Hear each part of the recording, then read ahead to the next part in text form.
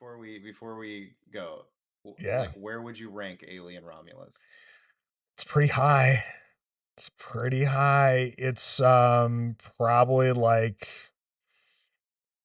I don't know, maybe up around I mean the first two are still going to be one and two, and they're going to be interchangeable.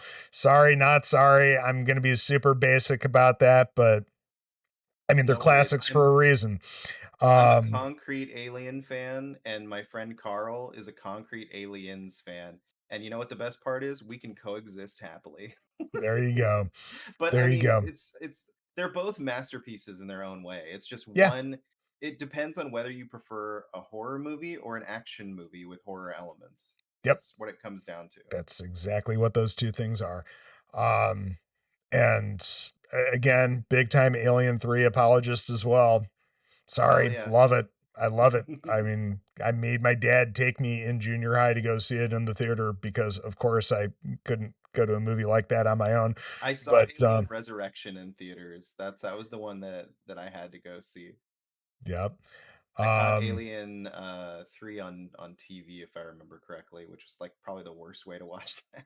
oh, I know. I had a VHS of it that I somehow like made my mom buy from the video rental place that we frequented because it was the early 90s and you couldn't just go out and buy most movies at a store. It wasn't really a thing.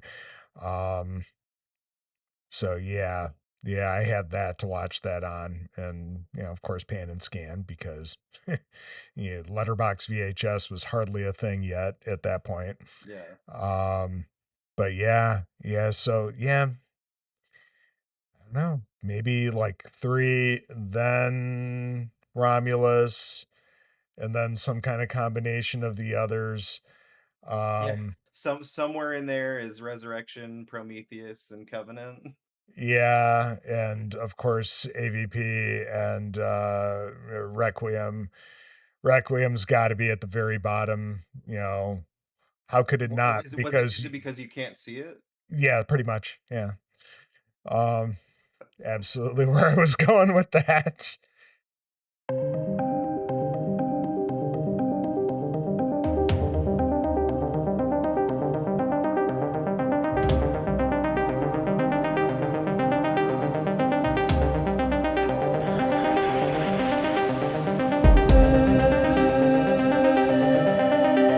Hello, horror fan, best friends, and ghoulish knights, and welcome to the 50th episode of Murders with Mertens. I'm your host, Joe, and this is a podcast about horror. Pretty solid horror remakes, cosmic horror, body horror, folk horror, sci-fi horror, the horror-adjacent thrillers, the psychologically terrifying, scary films in general. Each episode, I sit down with a guest and discuss one of their favorite scary films so we can gush about everything that makes it just so damned cool. Viewers, thank you for the support. Don't forget to like, share, and leave a comment below. It certainly helps with the engagement. If you haven't already, maybe consider subscribing to the channel if you are so inclined. It's free to do, and you look cool doing it. Audio listeners, the show is also available on podcast services around the world like Apple Podcasts and Spotify, so don't forget to leave a rating when you stop by. 5 stars if you're a real one, but enough of all that housekeeping. I have the pleasure of welcoming back for his third appearance the Forest Knight himself, Mr. Phillip J Woodward. Phil, welcome back. It's been too long. Aka! Aka! There you go. There you Uh, go. Yes, I was waiting for that. you know what's the best part is I have no idea where that started. That was just something Prince and Freddie started doing on Nightlight. Uh, Yeah, but I'm doing very good, Joe. It's so nice to good. be here. It's been so long. Yeah. I'm so happy to be back. Real quick shout out to wonderful friend of the show, Dim. He just Yes. moved over to Japan. I just want to shout out to him. Hopefully, he listens to this. I know he's a big fan of the show. I know he's been on quite a few times.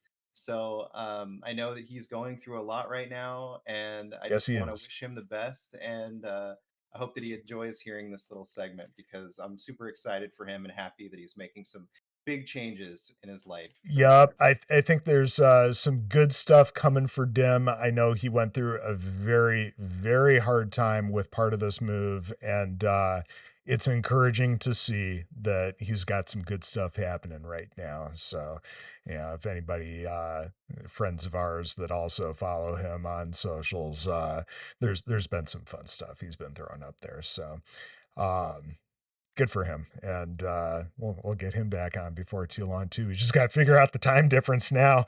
He'll be going to bed Yeah, when I'm getting up, so we'll figure it out.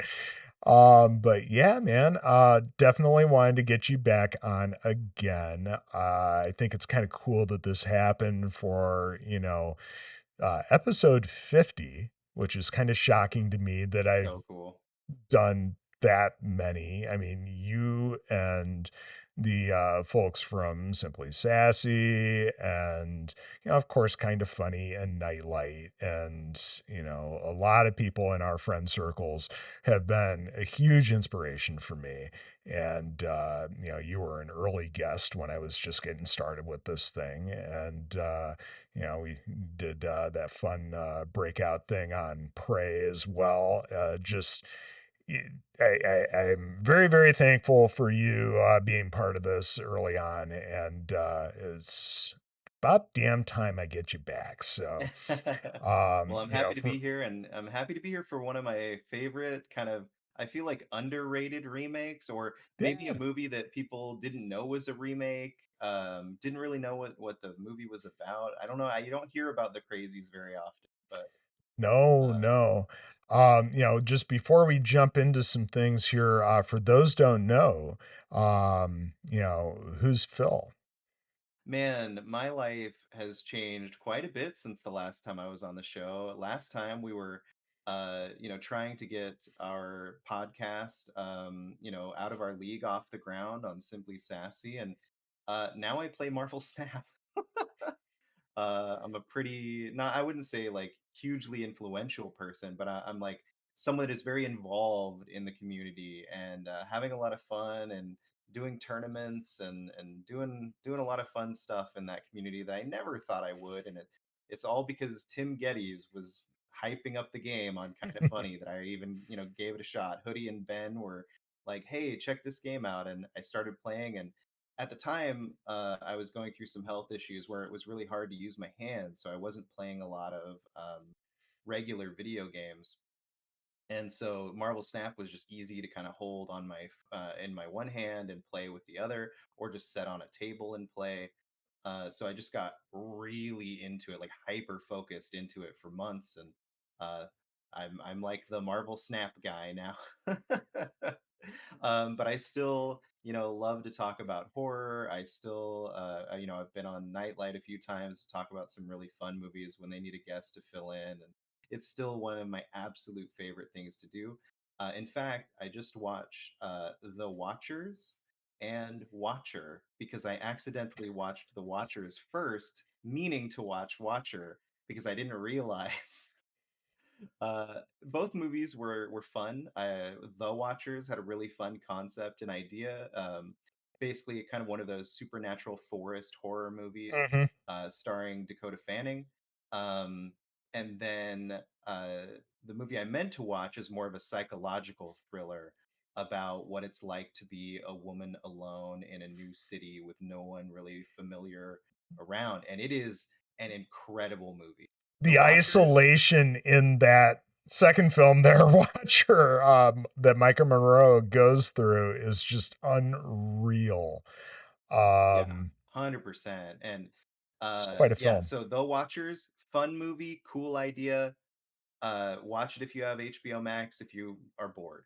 Uh, Watcher, watch this movie, especially if you are a man who does not understand what a woman goes through on a daily basis, because we cannot understand the fear and just everything that goes on. And I feel like this movie does so well. I don't know if it was written by a woman. I would assume it is, but I know it was directed by a woman. Yep, that second part I Um, know for sure. I don't know about the writers on that one, but yeah, it sure feels like it probably was. yeah, Um, reminded me a lot of Fresh on Hulu. yeah, I think are both of those movies on Hulu?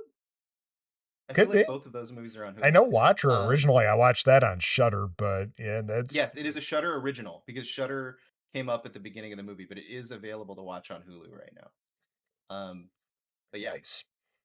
that's my movie reco for the day before we get started. Well, always appreciate that. I'm not sure how forward I'm actually looking to the watchers. Like you said, if you're bored and you have HBO Max, there you go. Um, Never know. I could always pop that on a little later this week. But yeah, I've been meaning to rewatch Watcher. Do that. Do that instead. In particular, just because Long Legs was so much fun, and Micah That's Monroe's performance in that was just outstanding, as so many others were in that movie. Um, That's yeah, actually the reason I wanted to watch Watcher. Was literally because of Long Legs. I was like, oh, what else has she done? And then Ben recommended Watcher to me, and I can't believe I never saw it back in 2022. It blows my mind that I had never heard of it before. But yes, in Long Legs, she's actually one of my favorite protagonists. It's one of those things where she feels like she's kind of on the spectrum, which we don't get to see very often no, in movies, well, especially in especially a for a like, lead character too. yes, for a lead character that's not portrayed negatively, which I Yeah, think is great. yeah. Between her and of course Nick Cage, but also the secret sauce of that movie, Alicia Witt and Blair Underwood. Hmm. Absolutely. Those two are just Blair Underwood. I mean, you kind of know he has the chops. He's been around forever, LA Law back in the day. But Alicia Witt, you really only know her from like a couple of small parts in David Lynch stuff. She's Donna Hayward's sister in Twin Peaks. Yeah. She's Paul's sister in Dune. Um, but she hasn't done a lot of, really big stuff. But she is so crazy good as the mom. Yeah. Like, So much fun. wow. So yeah, yeah. Also, one of the best shot movies I think I've ever seen. That cinematography was absolutely stunning in that film. Mhm. Yeah, If all you're a the cinephile and you love just bold color choices and great framing, and yeah, absolutely good. like we said, if you're a horror fan this year, you're eating good because Yeah.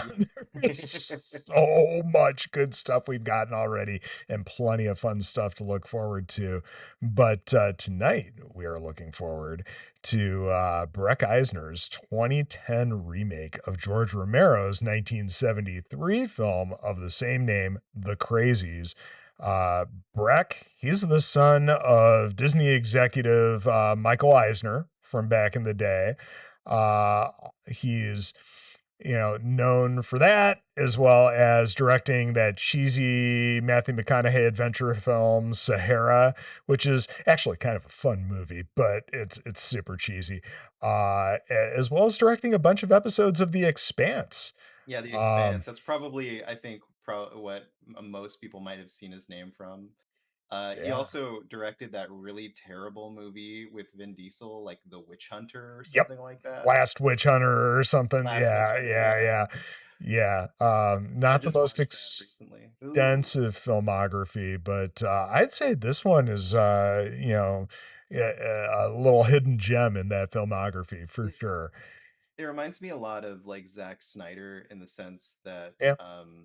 where you look at Dawn of the Dead, right? Dawn of the Dead, not saying that he's like is or isn't on the caliber of someone like Zack Snyder, depending on what your feelings are for him. But I just mean from Dawn of the Dead, that movie is a weird hidden gem in the Zack Snyder collection. It's unlike any other movie he's really done sit before or since, I feel like. Um, and this is very much the same. Yeah. Absolutely. Also, another remake. Hard agree. Yes. Also another remake. Yeah. Yeah. But this showed up kind of at the end of that big horror remake boom of the aughts, and I really don't remember it being like a big smash hit or anything. but I think there are a good number of people who kind of look back on this fondly. Yeah, It, it's a comfort movie for me. yeah. It was all Rhoda Mitchell and Timothy Oliphant. That was the entire reason I went to go see this movie. I'm riding off the high of him being the villain in Live Free or Die Hard, of Deadwood, of all he was basically his Scream big 2. rise to fame. Yeah. I was ready to watch anything he did. Mhm. And it was him and Rhoda Mitchell, Silent Hill, Yeah. and oh my God, why am I Pitch Black? I was like puh puh Oh puh. yeah. And so many great movies and horror movies of recent, well, not recent memory anymore, but of that era.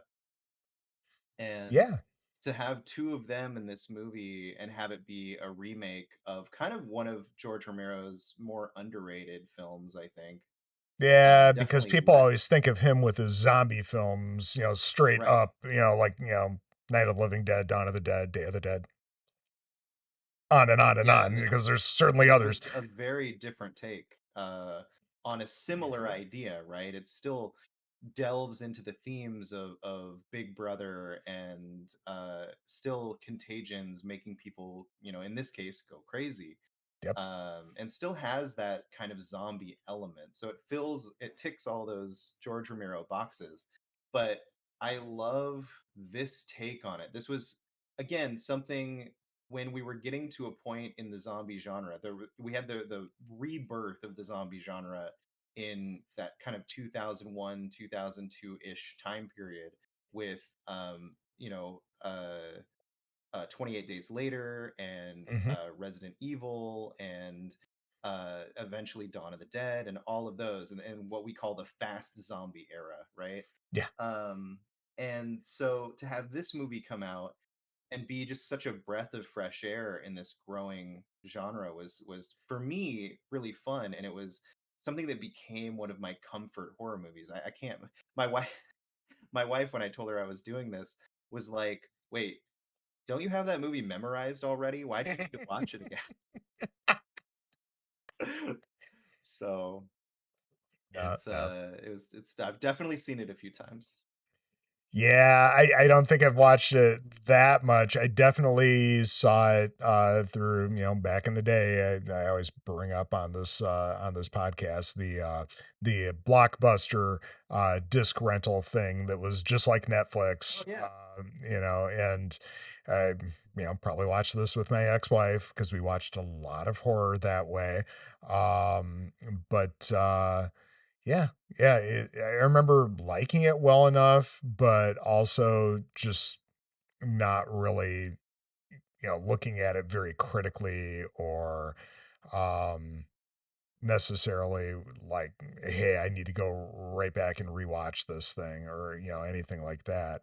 But ultimately I've seen it a few times, in the past, like essentially decade and a half at this point, and I've gotten a better appreciation for it. And yeah, when you brought this up, I thought this could be a really fun one because it's a movie that I don't think you hear a lot of people talk about quite as much. um and I think while yeah, we talk about how there are certainly people that look back on this one kind of fondly and have an appreciation for it, I think there are plenty of people that just lump it into, crappy horror remakes of the aughts. definitely. Just because it was from that tail end of that period. Um, but yeah, think it's actually reasonably well acted. You've got, decent cast in this film. Certainly some character actors that you recognize from time to time. Definitely those people where you don't necessarily, their name, but it's like, hey, it's that guy. Yeah. Um, Shout but out to yeah, Russell. yeah, exactly. Um, but yeah, I think we should jump in there. We start with the town of Ogden Marsh, Iowa, in flames. This Which town has I don't remember. I yeah, don't remember that. Like I've seen this movie a million times, and for some reason, I always remember it being the cold open with the music. yeah. The cold open's a little extra toasty because it's on fire, and then we just have that swelling of the sound of the flames, and it cuts to 2 days later and Johnny Cash. Johnny Um, Cash. yeah. And we've got Sheriff Dutton driving through town, and we cut to his wife's office. She's the town doctor, and we've got the Can receptionist we played. Oh, I'm sorry. no, can we talk about the breakneck speed that this movie like I thought I was It gets in watching there. It gets in there yeah. quickly. Yeah. Oh my lord. Like I thought we were watching, those jump cuts that Edgar Wright does to like show you different things, but like it was the entire plot of the beginning movie. There's this moment, um, basically like half an hour later in this movie where you're at this point in the plot where you're like, wait a minute, how are we only half? There's another hour in this movie. Yeah. It's like a 90-minute movie. It's well a little longer than that, but Yeah, it's like you an know hour what and I mean. 40, I think. But it's like how are we only half an hour into this movie at this point because so much shit has happened. So much. Yeah, So sorry. the receptionist at this doctor's office is a very young, well, much younger rather, Danielle Panabaker, and she's trying to weasel out of working late because she wants to go, hang out with her boyfriend, or it was either At the that or first go to game of the her. season. Yeah. It's funny because it's really unclear if this is actually the high school team or if it's just some local like farm team baseball teams playing. Yeah, They I think definitely don't look like kids. I I know. Well, here it's 2010, so they're probably like 30, right? Because we hadn't quite broken out of that whole thing of, well, there's just no way that you can have an 18-year-old play an 18-year-old. No, they have to be 28. Um, so yeah, I suppose that wouldn't shock me, but and I think there is a comment later in the movie about how she's not even 18. And I'm thinking to myself, why is she working as the receptionist in this doctor's office Right. if she's not even 18 yet? Um, but regardless, the doctor, Judy, Sheriff Dutton's wife, she kind of gives her a little bit of shit, but then also is like, go on, get out of here, have fun. And we cut to the sheriff pulling up at the high school for this game. He's getting a cup of coffee and he runs into the principal, and there's this great back and forth between them about how, oh, the sheriff doesn't pay for his coffee, and he throws the line back at him about paying his parking tickets. And the principal immediately turns to the guy at the counter and is like, start a tab for the sheriff. um like that. I never Yeah, it noticed was a that great little before. exchange. Um, but yeah, they're all watching the game and doing baseball shit, and all of a sudden this dude starts walking out onto the diamond with a shotgun. Um, and the sheriff Good old drops his boomstick. yeah, sheriff drops his coffee and that falls and splatters in slow motion, and Now, he something that I was wondering, we don't actually see him take a drink of this coffee. Did hmm, did this guy coming out onto the baseball field save our main character's life? may have. I don't know.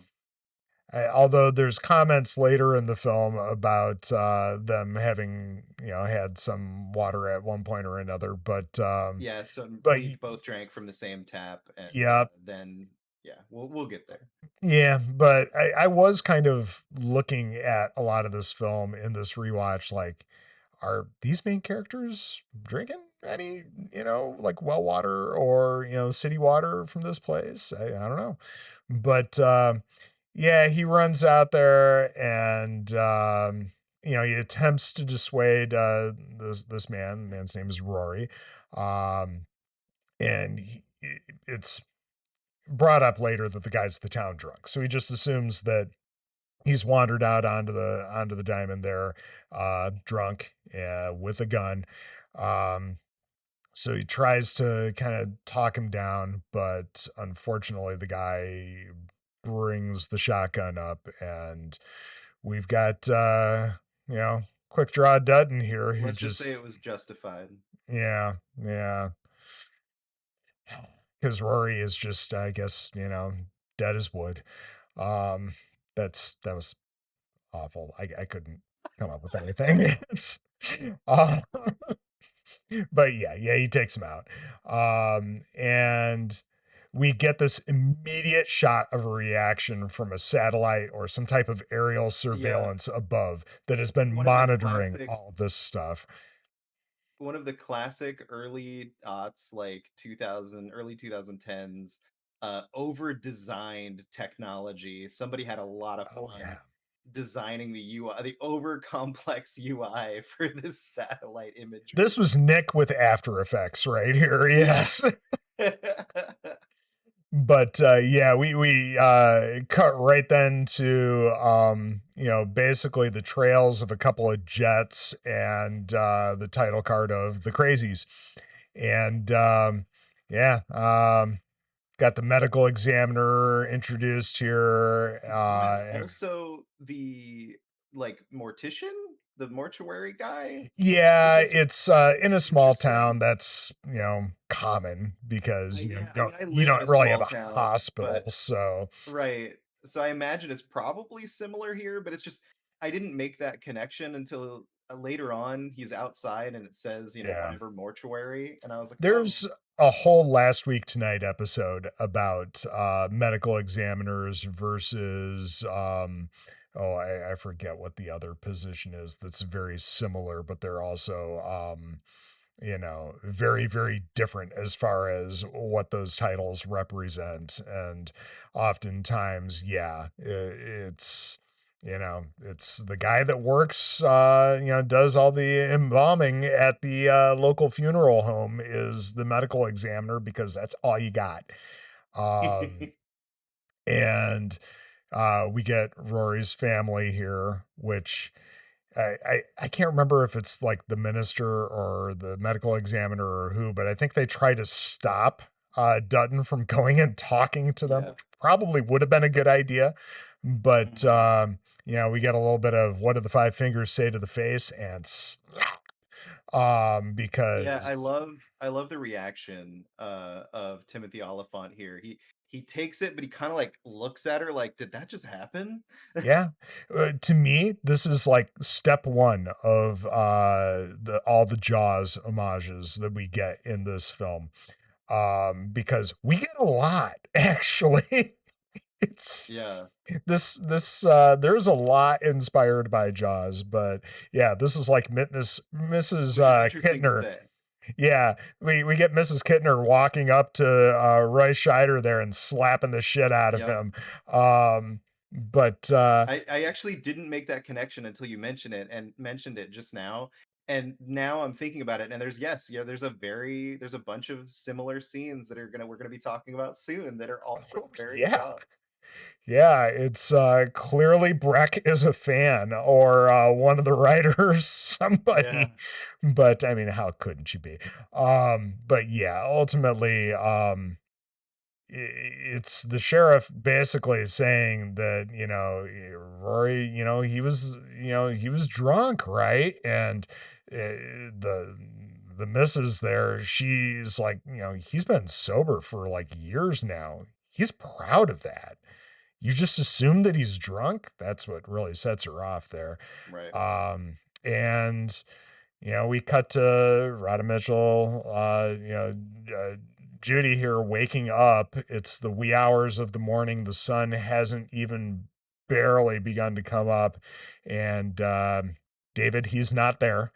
She goes downstairs and he's I outside like working on probably some stuff for the nursery. Yeah, Um, so that's what I was gonna say is I like that we passed the nursery here mhm. rather than like make a big deal about the idea that she's pregnant. I mean, they obviously talk a little bit about it, Yeah, yeah. but rather than go on like a big exposition dump, they just do a pan shot of the nursery. Yeah, and it clearly, Sheriff Dutton's been up all night because of what transpired there. It's really weighed on him. Yeah, He can absolutely. barely talk about anything as she's trying to comfort him.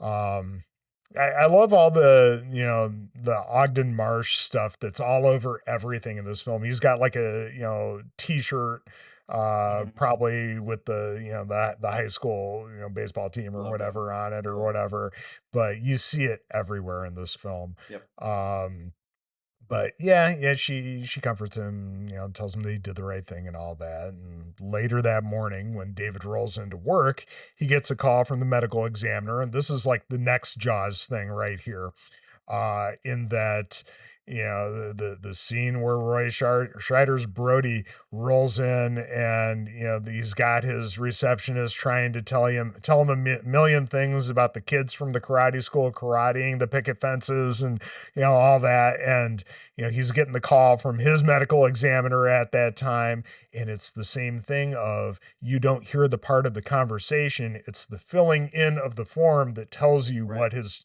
actually being said. And Because I love that we're actually seeing paperwork. yeah, Like we never get to see cops doing paperwork or following up on paperwork. It's always just, filling out whatever. reports or whatever, but you see him reach down with his pen and fill in the blood alcohol content. 0.0%. Exactly. This guy was stone sober. But yeah, this is Jaws moment number two. I'm curious how many we can catch in this in this conversation, but yeah, I thought that was pretty cool. And David, at this point, he heads back to the baseball diamond to, probably do a little bit of looking around, but also to just kind of do some thinking and some soul searching, I would Yeah, assume. decompress. Yeah, he finds his Picks up that coffee coffee cup. cup he dropped. Yeah, Yep. That's what yeah, made me think about it. That's what made me think about, did he ever drink it? yeah. Yeah, and he runs into the principal there, who's sitting in the stands, but kind of a little catatonic. Says the David's like, weirdest thing in the world here. yeah, David just kind of snaps at him to get his attention, and finally he does. Um, but yeah. What exactly is it that he says? He says it's okay, the kids are asleep or something like that. Oh no, it's something about how the kids are like, they're resilient or something like that. He's talking about his students essentially, but the way he Yeah. says it feels a little off as It's something well. really weird, yeah. Yeah. And you hear a bell ring and he kind of takes off, but clearly something wasn't quite right there. I gotta Um, go. yeah, Return some yeah, videotapes. yeah. um, so yeah, and Timothy Oliphant's really good at the reaction shot of his face after somebody just told him something shocking or distressing or just out Mhm. of the ordinary. He does this in a lot of films that he's in, actually. Just that type Yeah. of look. It's Yep. even in that, what was that movie they did with Kevin Smith and Jennifer I Garner? was The literally just thinking about this movie and I can't remember what it was called. Catch and Like as you were Release. Yes, Catch and Release. Yeah, as you were talking about that face in particular, that movie popped into my head as well. It's it's just him. It's just Yep. him. Um but it works well for a movie like this where people say weird shit and do weird things, Mhm. and he's supposed to be the level-headed sheriff, right? Right. So yeah, we cut back to Dr. Dutton's office, where she observes another resident, Bill, who's exhibiting some bizarre behavior. He's just kind of, lifeless, and he's saying the same thing over again Over and and over over. again. Yeah, she's And just worried. It's okay. I'm just tired or whatever. yeah, ultimately She's though, he overreacting. does slightly snap out of it in speaking to her. But yeah, Judy, comforts his wife, and shout out to the son playing something on his DS.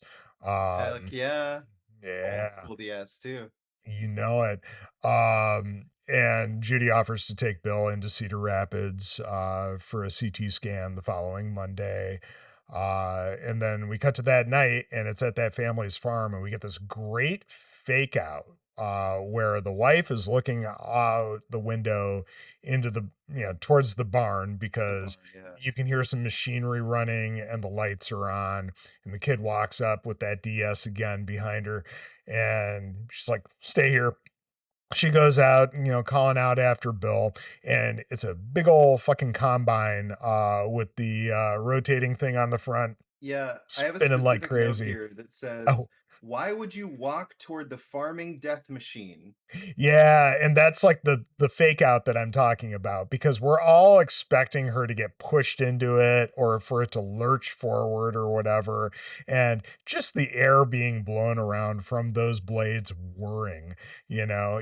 you can see her her robe kind of moving around from it even. And She's it just screaming. shows you how comfortable she is around this equipment, right? Yeah. Like, I don't think anyone like us would ever walk up to the front of that machine and get within Nope. 3 feet of it while it's moving.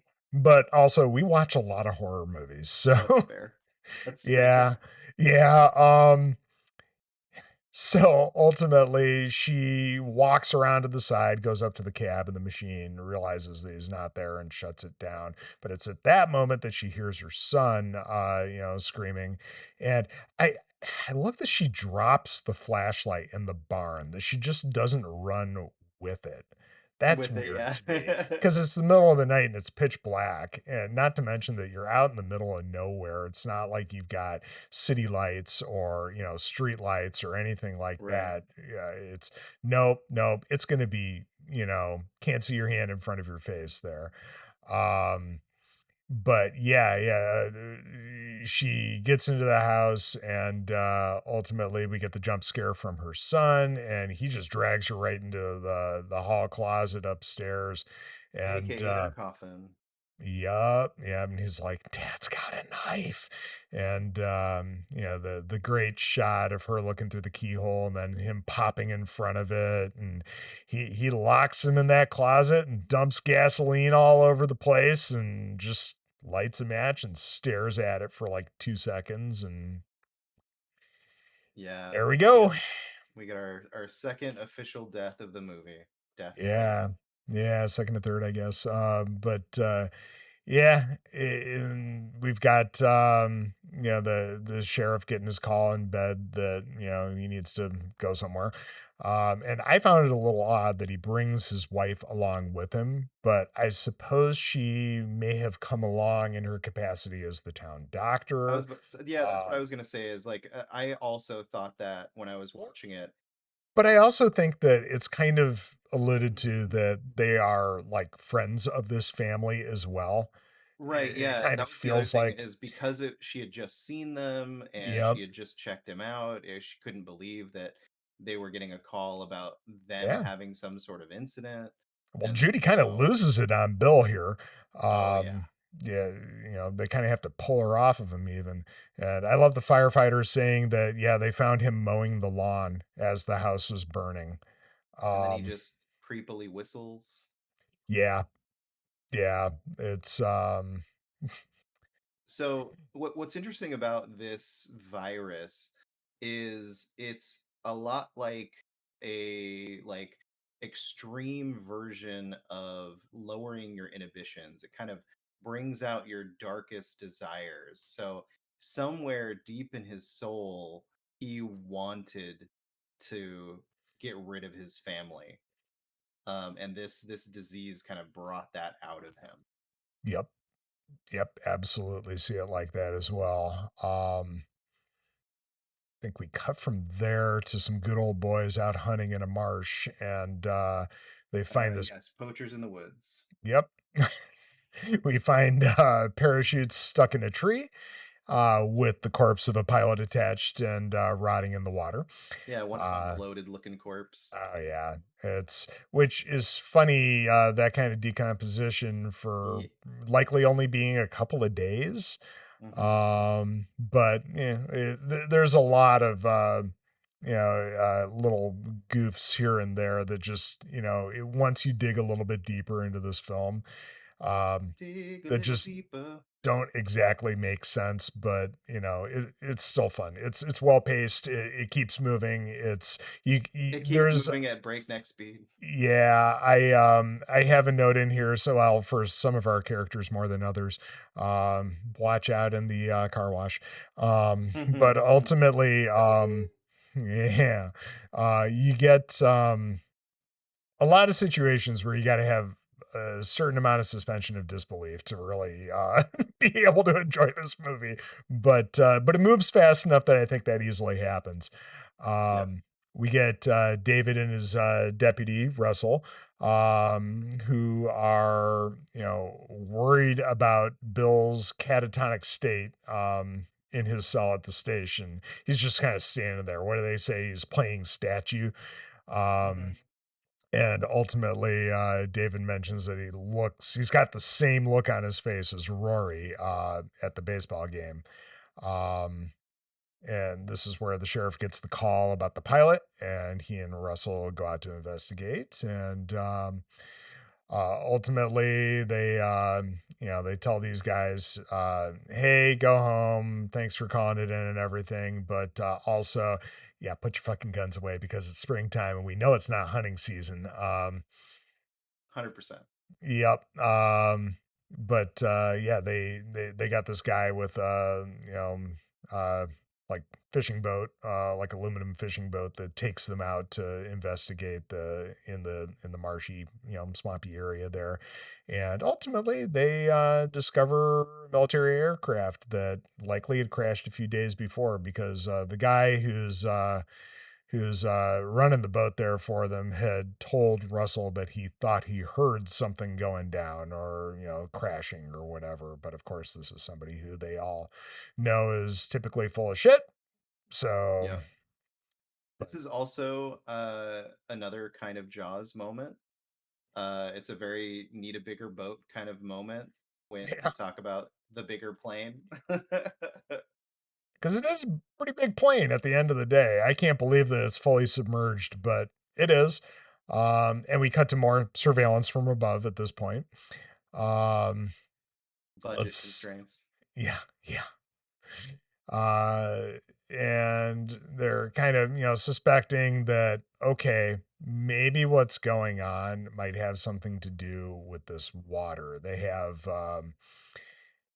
kind of this notion because all this stuff started happening after this supposed plane crash, and they come to the realization, yeah, we get our drinking water in this town from that water source. They kind of have this conversation at this one dude's office. I don't know if he's like the, government official in charge of water for this small town. I feel like the person would probably wear many hats in such a small town, but something like that. This guy comes up later in the film too. Yeah. Um, but they run off to go speak to the mayor. I love how this guy's got a swimming pool in the middle of a lawn, but with no like landscaping or anything around it or a fence or Yep. anything. And there's clearly some farmer's field just beyond it and everything. But this is 100%. another Jaws moment here because they're Yep. trying to convince the mayor to shut down the town's drinking water supply. And again, very Jaws. The mayor doesn't want to do that because that would turn off the water for this farming community, and they need that for Jaws, Jaws, irrigation. Jaws. Yep, yep. And Jaws, Jaws, Jaws in this moment. But at the end of the day, this is another one of those little goofs because yeah, the drinking water supply, that wouldn't be what they're using for irrigation for great big farms like this. They're Well, getting and then that. they go to a water tower as well, which like Yeah. is a closed water source in a lot of places, especially in an out of town place like this. We're not I meant to be looking this deep into this. also, what kind of water treatment are they doing? Because that bayou didn't look like super great to drink out I of. mean, It's not like hell, a you got crystal some spring or rotting something, pilot in it as it is. I mean, I right? guess he's just there for flavor, maybe, but Jesus. Uh, But Oh man. yeah, there's plenty going on here that I think most viewers of this film are not going to keep up on, or even be in any way hip to. But yeah, again, we'll hand wave that away. We um, goofed off a little bit too long before the episode, and I am now just a fading in and out, discombobulated head now. we're gonna call you Jambi. I Um, didn't think about lights when we started recording. oh, but yeah, the mayor Hobbs, he refuses to authorize any of this, and yeah, David decides, we're just going to go ahead and do this anyways because, of course, he does. He's a man of action, and I know Russell. It's like you're going to lose your fucking job, dude. Yeah, and he's like, I'm okay with that. Maybe it's for the best. Yeah. And back Still at the probably feeling some guilt about killing Rory. yeah, yeah. I This dude needs a vacation in a really horrible 100%. way, and yeah, well. Back at the station, Bill is not doing so hot, and he actually kind of attacks Dave and Russell. Great makeup on him here So too, and yeah, the this is stage 2 of the virus. yeah, very violent performance too. Yeah, him clawing through the bars at them. I like it. It's good. Really cool, yeah. There's the comment about okay, you did call the state police about coming to get this guy, right? Yeah. And ultimately, this is where they realize because he tries to call the state police again, they find out that the phone lines are down. All Dutton, networks are down. yep, because Dutton steps outside to get a better signal on his cell phone, and he can't get a cell signal either. Main Street is like spooky dead quiet, and he sees this black SUV a couple of blocks down. He starts walking closer. And this is where this middle-aged woman just starts riding around on this bike singing to herself, and she is played by the actress who played the young lady in the original film, sort of the Becca character, different character's name and everything, but yeah, fun little cameo there for people who are in the know. Yeah. Not particularly violent, this woman, but she's clearly not right. Um, we, get David moving a little closer to the SUV. You get the perspective from somebody inside photographing him. And as he starts to, kind of jog towards it, they peel out and drive away. Um, Very fast. oh, yeah. Had to be very fun for that stunt driver. Yup. Um, yeah. Uh, it's one of these things where it's a happy accident that all this plays out as it does because that's where David hears the breaking glass from inside the funeral Yes. home. So he goes to investigate that like the good little cop that he is, and yeah, he calls out to the medical examiner. Um, figuring he might be hurt or something like that, and moves a little closer inside, not finding anybody, goes back to, essentially the morgue, and um, he finds mutilated corpses under the sheets, and then somebody still moving under a sheet. Um, he finds this guy still alive with his eyes and his mouth sewn shut. And it's the poor pastor from the Yep. opening of the funeral home scene. Yep. He grabs a little pair of scissors and he starts cutting the guy's lips open. And the guy's just barely able to get out a little whisper of behind you when David is attacked. And he comes to on the ground with the medical examiner just completely infected. Yeah, really Um, cool shot here of David being concussed and the lights kind of blurring in and out. And then yeah. what I love is that uh instead of like having the medical examiner kind of come into frame, he just appears, which I thought was a really cool edit. Hmm. Yeah, there's a couple of those little, not quite jump scares, but people just popping into frame in this movie. Um, So yeah, a tussle ensues. A bone saw is brought out, and there's again a whole lot of suspension of disbelief needed in some of this because the guy gets wrapped up in the power cord in such a I way. I have seen this movie I don't know how many times, and I still don't quite understand what happens with this bone saw. First of all, he gets it into David's shoulder Uh at huh. least enough for it to cut his uniform, but not maybe him, maybe? Because he doesn't bleed from that incident. They don't Well, patch him up at all. that's another thing. These types of saws, it's just like the kind of saw you use to cut a cast. Um, Mhm. they won't cut skin. Yeah, okay. It has to vibrate up against something hard like bone for it to Sure. So the actually idea of it cut through. doing anything to cloth is just kinda silly too. Yeah, exactly. But again, Interesting. you see something like this in a TV show or a movie and you think, "Oh god, that's a great way to get slashed to pieces." Yeah, it's a Um cool sequence. It's just yeah. weird because I still don't quite understand exactly, and then, like, Well, he and I gets think it wrapped up kills in the it. pastor too. Like as they're fighting, I think Oh, I that's always thought that was, like, one of the dead bodies, and they just left the pastor there sitting there with his eyes sewn shut. I mean, I hope they didn't just leave the pastor. I hope he was killed in this moment because holy crap. And the more Otherwise, I'm he's just thinking about suffering. this, yeah, the more I'm thinking about this, there's scenes just moments later that I'm like, how is this playing out?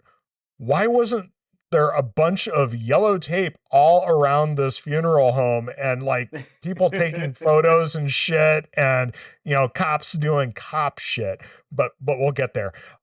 Because as this doctor gets wrapped up in the power cord and basically slices his own throat with the bone saw, um He this falls to the ground, somehow becoming untangled from the cord. Yep. And of course, the saw does the little trick where the blade propels it forward right towards David's crotch. This feels like an Evil Dead film at this point. But Russell comes in and saves the day by stepping on the power cord and stopping it. And I we're don't just gonna know. call this number 1. Right. Right. Because I think that count might be off even. Right. But yeah, ultimately Russell saves the day, and we just cut from this scene to later that night as David is trying to force his wife to leave town. Yeah. This is one of those moments where somebody is very very dismissive of Dr. Dutton, and yeah, he makes that comment about I think if somebody needs penicillin or whatever, Penicillin, yeah, yeah. yeah, then that we'll call you then.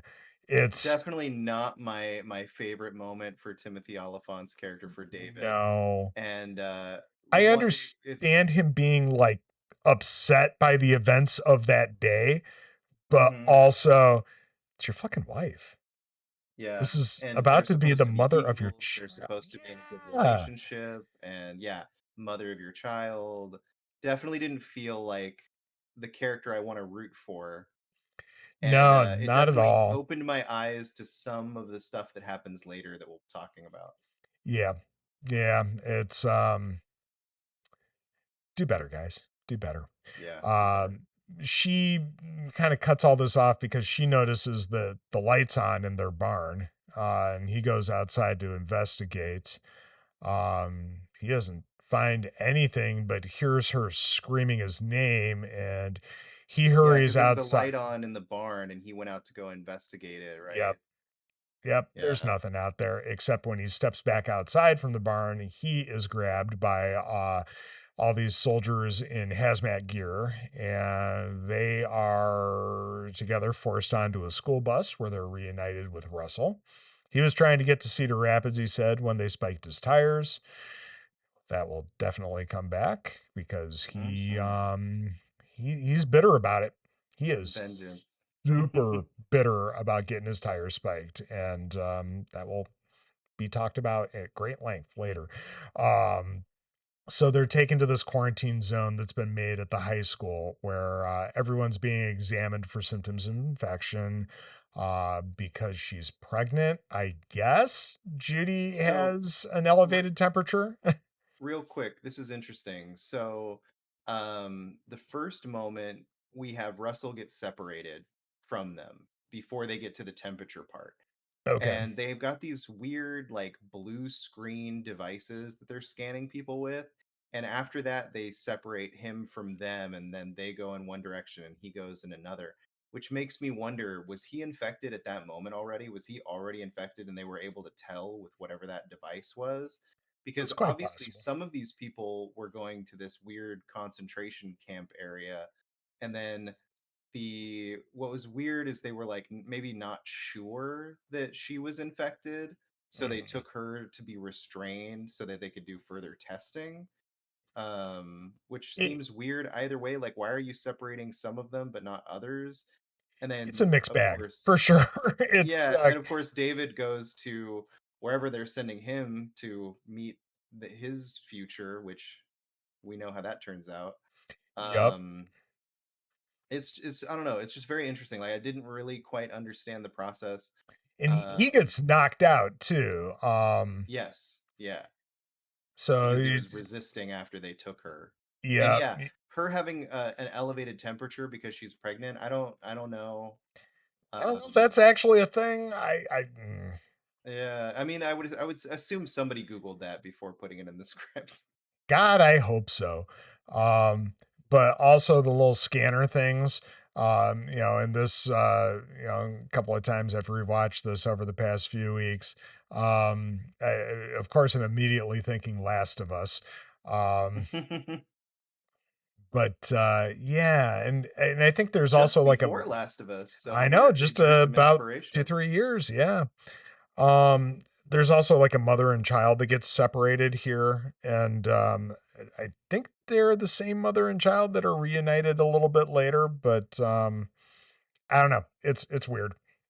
Hmm. But yeah, he gets knocked out. She gets strapped to a gurney, and she gets this terrifying ride through the halls of the You high might hear my school. dogs. Sorry. It's all right. The dogs are welcome too. Um, But yeah, there's all this screaming. You've got bloody Mhm, crazies who are, being kept inside locked classrooms, but you see them at the doors. You got mhm. soldiers in full hazmat suits, and she's pleading with them, screaming that she's pregnant before they gas her. And it's like they're Yeah. prepping her for surgery, it feels like. But I never I like I assume they did it so they didn't have to wrestle with them when they were binding them to the beds. I But it guess still I just seems figured she very was on the strange. same gurney that they, had originally wheeled her in on in I mean, that I you room would later. think, right? And maybe this is just, hey, let's do a lot of really scary medical shit that doesn't necessarily have to make sense, but it Hey, just feels scary. did you like that other Jaws adjacent movie, E.T., where they have hazmat suits and take you through plastic? Because we have that too. Yep. Yep. Okay. This guy's a big Spielberg fan. Okay, it is noted. Oh my God. Funnily enough, that was the first movie I ever saw in a theater when I was a little kid. It was the summer Oh, of that's awesome. 82. And Went to go terrifying. see E.T. And of course, I'm the, probably 3-year-old screaming in the theater that, Hmm. he needs his mom to make E.T. brown again. The part where he's all ashy, Yeah, after yeah, yeah. I know they, exactly what you're talking about. yeah, make him brown again, mom. I want him to be brown again. Yeah. That's so Yeah. funny. Well, the What a audience thought terrifying that was movie. pretty funny too. Um, because apparently I had them rolling. Um, but yeah, it's we go from her getting gas to David waking up in the back of like a cattle truck. Hmm. Um, and they're at this great big truck stop where the military is using this place as like a staging area for getting the non-infected people evacuated. Wink wink. um so yeah, and it looks like they're shipping them all out, and then we cut right back to Judy where she's starting to come to in this darker room where I she's will strapped. say it's smart, I guess, to separate people in sections like that because it makes Mhm. them more manageable instead of having them all, even if you're going to kill them all, just like having them all in one place means that there's more chance for them to rebel and you can't Yeah, kill everyone, you know. So if you split them up, it makes them a little bit more manageable, I suppose, which is kind of and terrible, but I mean, who's to say that there wasn't an original plan to try to get the non-infected out? yeah, Because that's true. there And is a whole lot of pageantry in that scene before we cut back to Judy, where they're putting wristbands on people. They got fucking mhm. lanyards for everybody. is It's is this the part where David Batman's his way out of the line, no, or is that no, that's okay? coming soon. Okay. Because I love that bit too. And the guy's like looking around, like, Yeah, you it was just go. fucking Born Identities. Oh God, yeah. We'll get there. Um, We'll get there. yeah, we're definitely getting there. So yeah, we got Judy coming to in that dark room where she's strapped to that bed or gurney or whatever, and you've got, maybe there's like a dozen of them in this room, and there's like a couple of soldiers there in hazmat suits guarding them, and you start to hear some radio chatter, and you see them starting to move around a little bit, and it's because there is some unidentified pickup truck that's on its way. And ultimately, the way they shoot this, it's like she can turn her head and see out the window and see everything Yeah. happening. But I don't think that's very likely No, either. I think it's just definitely her not. looking in the direction of where Of the all the ruckus sound is and everything, happening. yeah. But But we get to see it since we're the audience. Exactly. It's just it's very oddly shot. We didn't Yeah. say this is a perfect movie. Not at No, all. definitely not. It's just a shit ton of fun. It But is. And I think that's yeah. why it's a comfort movie for me because it is. It's just Yeah. it's so much fun to just sit down and turn your brain off. That's kind of required in a good chunk of this film, but that's okay. These films have a place for sure. We've got this truck that's rapidly approaching the fence, and then it crashes through, and it kind of gives the crowd contained within a portion of it a chance to rush the soldiers.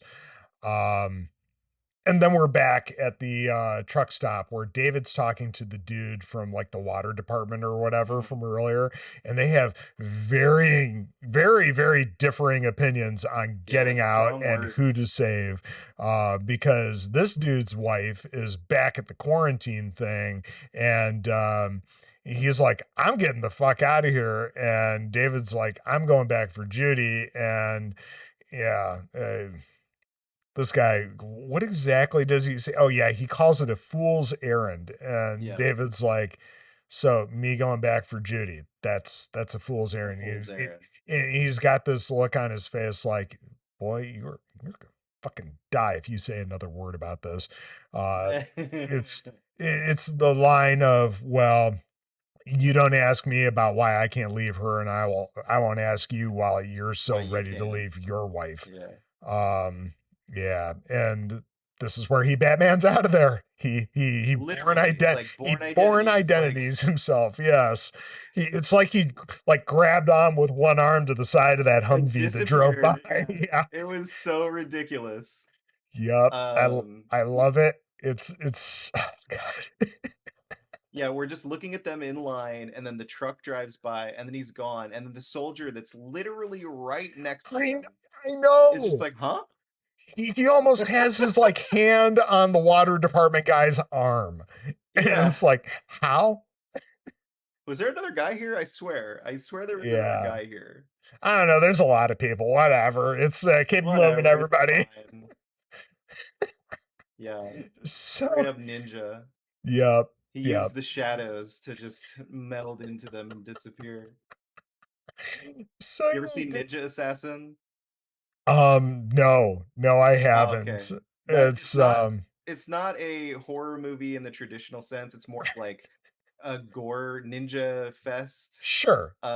Maybe we should cover that movie at some point. There's a lot of murders in it, so you want to talk about a comfort movie where you need to turn your brain off? Let's go. Does the blood spray like Lady Snowblood, or is it a little bit more realistic? No, it is absolutely 1000% not realistic in the slightest. Okay.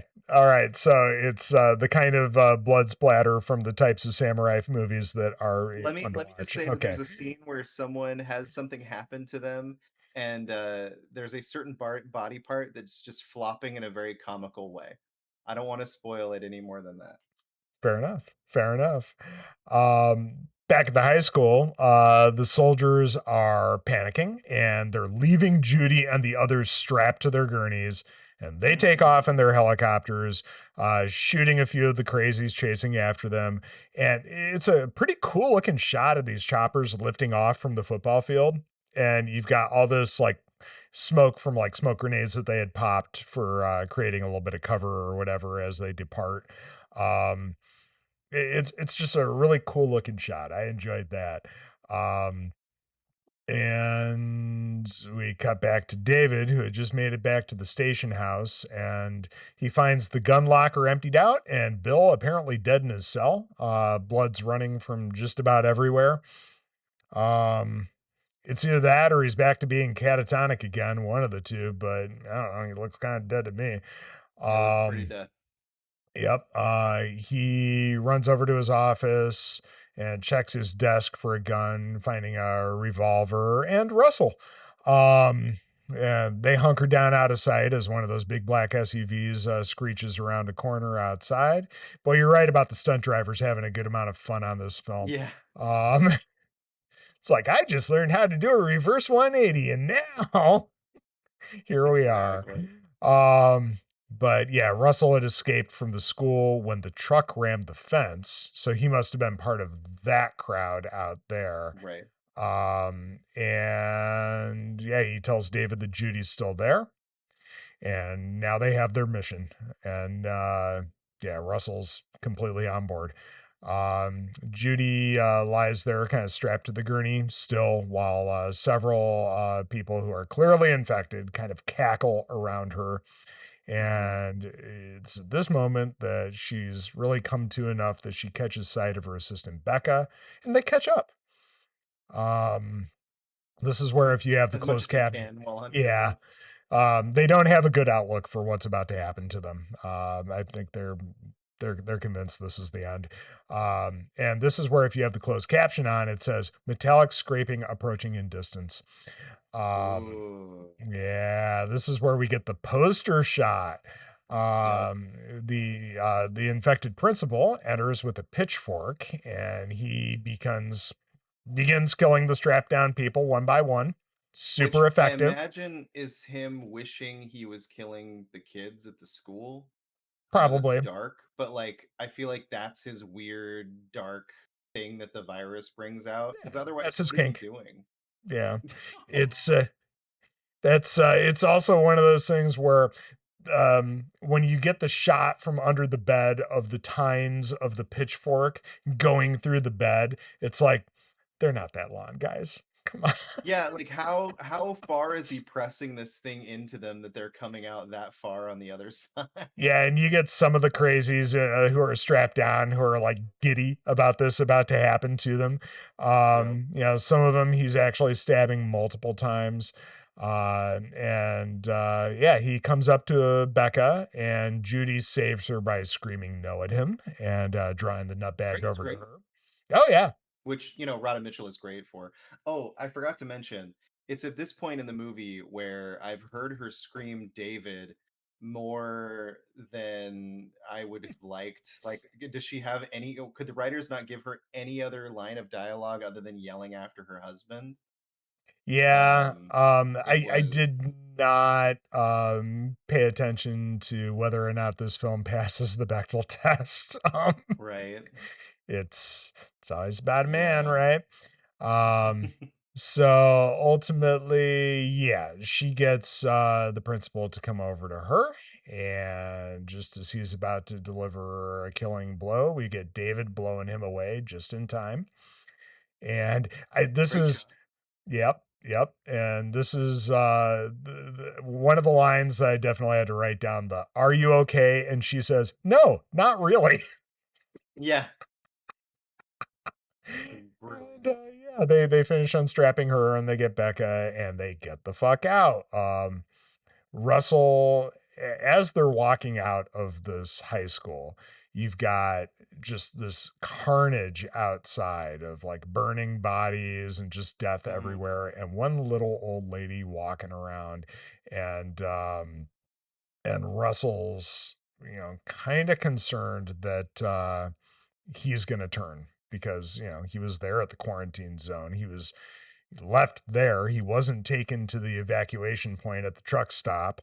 Um, and Or to seeing secured this, med beds. yep, and this doddering old lady, I forget the line that she keeps repeating, but Yeah, it's like something about she's, calling James or something. yeah, James it's like calls she's or something. walking up to each corpse and asking the corpse the question too. Yeah.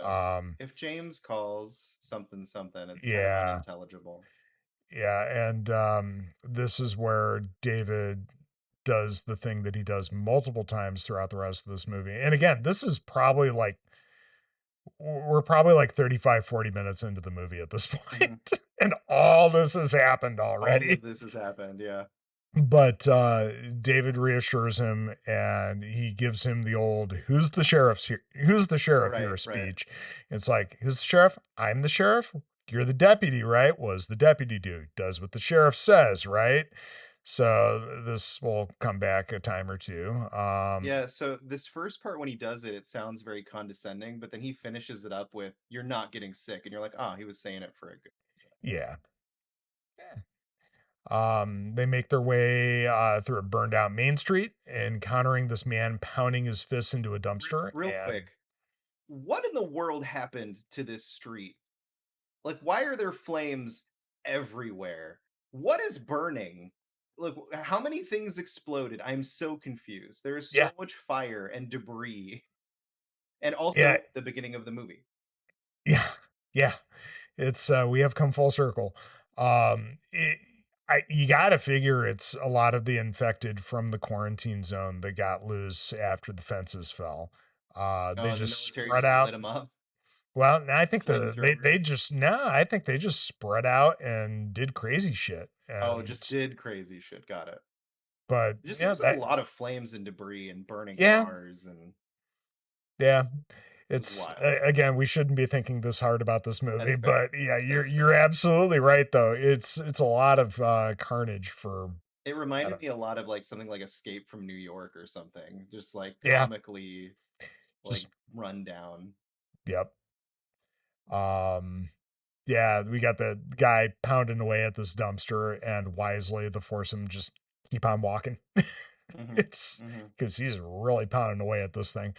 Um and they find that, just about every vehicle that's intact on the street has been booted, so they're not getting anywhere with that. You're not going to Homer Simpson that thing where it just goes through the body of the car and keeps flipping over, and no. I'm not um, gonna lie though. You'd think as like a cop, he'd be able to go to the police station and find like have some key or something. Maybe they looted it or took it or something. I don't think they want to go back to the police station That's fair. and potentially run into anybody else. Or I think they have more of a mission of, we need to get gone and we need to get gone as expeditiously as possible. Um, but yeah, they find one that doesn't have a boot on it, but drip, drip, drip Drip. from the Oh. tailgate. Yep. It is the truck from the good old boys from earlier in the film. And they go and take cover down the street. And we get these three guys basically, they are infected and they're hunting people now. Yeah, Um, because obviously people that want to shoot things outside of hunting season want to do more than just shoot things. Yep. And I don't know if they were hunting another infected or somebody who was not infected. I don't think it really I matters don't think it because mattered. This person's You just look at running their for their body count at life. the end of the movie, it's pretty insane. Yeah, it's From pretty from nuts. the yeah, when they open the back of the truck after this guy, it's like maybe 5 or 6 people, but by the end, when we get to the end of the movie, it's like it's stacked up pretty high. Oh, yeah, not to mention all the others that they were storing elsewhere in that truck stop, but we'll get there. Yeah, that's fair too. Um, Hanging them up and stuff. so Yeah. yeah, they blow this guy away. There's some nice blood splatter on the vehicle that our heroes are hiding behind.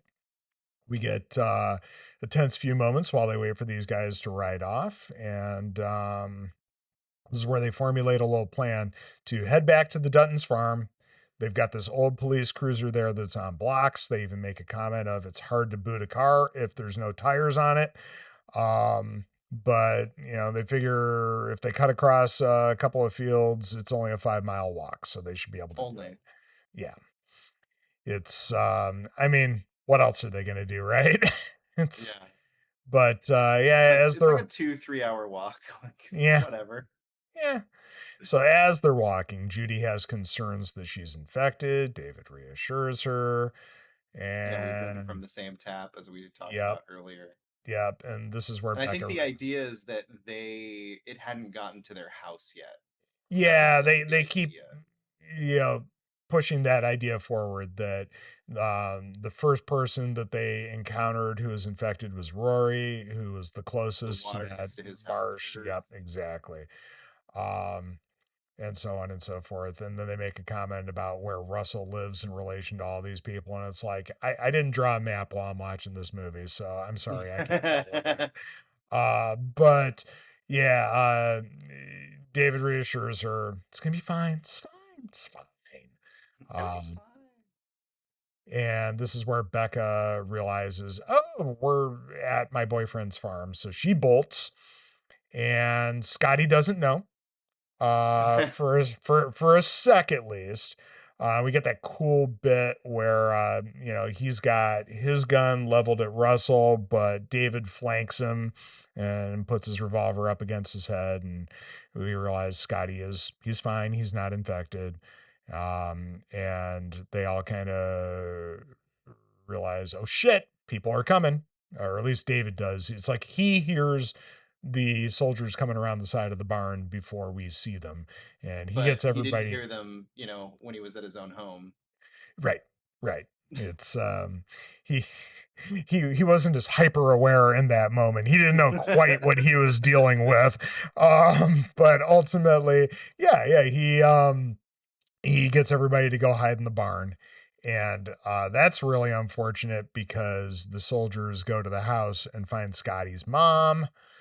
And then they try to get Scotty to chill out, but eventually he bolts out of the barn to go help her. And they shoot him and light her on fire. And it's horrible. They are crispy critters. I'm telling you, some of those flames in the middle of that street might have been some of the You're people. probably right. You're probably right. They probably tried to do a little bit of cleanup, but I don't even know why these soldiers are out here because everybody else was kind of evacuating. It's I don't know. I don't know. These Cleanup people crews. aren't I don't all know. on the same page, I don't think. Well, I Um, mean, to be fair, we had a global pandemic, and there that were was an very few absolute people in this shit country. show. Yeah, So. very, very few people in this country that were on the same page about anything. So, yeah, yeah. So I mean, it's not. That's one part I don't have to turn my brain off for because Nope, it nope. seems That like all that's makes how it would sense. work. Yeah. And then we get some of those soldiers coming towards the barns. So David tells everybody to get in the back. And David and Russell, they ambush the soldier that comes in the door and they question him. This guy's got reservations about shooting civilians, so he says he's not going to give them up. And then It is. when It is interesting when they pull his mask off and he says, Mhm. "Am I gonna die?" And Right, yeah, this because he thinks the virus is airborne, and yeah, and very it interesting little gets bit. well, it gets Judy thinking that it probably is airborne too, but ultimately, yeah, Because she is smart. Wow, Yeah, thank you. yeah, exactly. She is a For someone. medical doctor. She's, she's sciences and shit. Um, but yeah, we got this tense little moment where another soldier comes into the barn and the dude's like, I'm not gonna give you guys up. I did not sign up to shoot unarmed civilians. Fuck this. Even though they're You guys not technically unarmed. Yeah, and but at the end of the day, he's like, you guys are cool. It's gonna be fine. And he stands up there and we get a tense little moment, but he's cool. At the end of the day, he's cool. So Good. I yeah, hope he survived. I hope he didn't get infected and ends up, turning half of America. yeah, well, we never got that Crazies too, but who knows? I Uh highly doubt this movie did very well at the box office. yeah, no. No, I really don't think it did. Um And yeah, the guy's true to his word, and the soldiers bugger off. And so, yeah, like I said, Judy's definitely concerned that the disease is airborne. And again, David just doing the we gotta keep going Oh, thing. And Philip is very bright again. Um, I am. Yeah, it's. I'm looking at Box Office Mojo right now because I figured oh, I'd look it up, nice. and I'm as they say blinded by the light at the moment because it's a very white screen. Uh, so it was 54 million worldwide was the gross totals for Oof. its theatrical run, and it was done on a budget of 20 million. So it made Not so almost good. 3 times its budget, which is pretty good, but still still not crazy good for box office Yeah. totals. Well, I'm not sure how much marketing they put into this too, so I guess we might not have to worry about those types of costs. It's not like it's a Marvel movie where the amount of marketing is so ridiculous that if they don't hit 1 billion, it's not successful. Um, Right. Look, I mean, look at Long Legs. Long Legs is such a cool little that was notation, and fun marketing. yeah, Um, and then the budget versus what it grossed. Alien Romulus is another good one. yep. $80 million to make, and then it's already at like 260 million. Like, let's scale down our budgets, people. Come on. Hmm. Absolutely. I'm down for that. It's Stop hiring Robert Downey Jr. for $100 million. God. But yeah, where was I? Sorry. Russ. No, you're good. It's but you're right. You're right. It's this summer has definitely taught us that we can do well with less.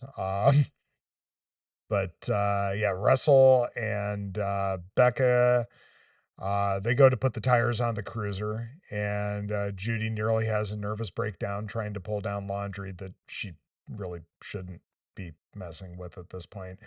Um, she goes I mean, she's upstairs. still coming to grips with the idea of being done with this home. Yeah, yeah, 'cause she even makes the point that everybody that they know is dead. Mhm. It's And I'm glad that Becca and Russell weren't in earshot for that because it's like, who are we? Chopped liver? It's Soon. yeah, well, um, uh, so ultimately, yeah, they go inside the house to grab some stuff, and she goes upstairs and packs some things, and then she notices the open door of the nursery and she wants to stop in like one last time. She, says some little things to her baby, but she clearly is not noticing Rory's wife standing in the corner behind her. I love the way the camera turns and finds her because Mhm. you kind of do expect that somebody's in there when she walks in, but the way they show her walking in, you don't see anybody. You expect them to probably be closer behind the door or something, but no, just way off in the corner that she wouldn't have seen still because of the door and just walking straight in. Um, but yeah, downstairs we've got David. He's loading up a bag with medical supplies, and he hears the mobile on the crib starting to play from upstairs. And you can tell the look on his face is, Jesus Christ, Judy, we don't have time for this. um but he walks in that door and sees her essentially taped up to the rocking chair. Yeah, BDSM'd. Yep. And Rory's son attacks him from behind, basically pinning him to the floor. He drops his revolver at this point. When he goes to reach out to it, Rory's wife stabs him through the hand with a steak knife and picks it up instead. She tells her son that this was the gun that killed your father. Narrator, it wasn't. That was an It wasn't, automatic. yeah. It clearly was not the same gun. Yeah, this is like an old piece that he keeps locked up in a box with, for some reason, a spare badge. I don't know. Maybe that wasn't even his badge. Maybe this It's is like the the prior old sheriff's sheriff. gun. Yeah. Yeah. Yeah. um, but yes, steak knife through the hand. She's got the gun. She fires a round off to the side, which I think clearly would have alerted Russell outside, and it's probably why he was able to. We'll get there. But then she levels the gun at Judy.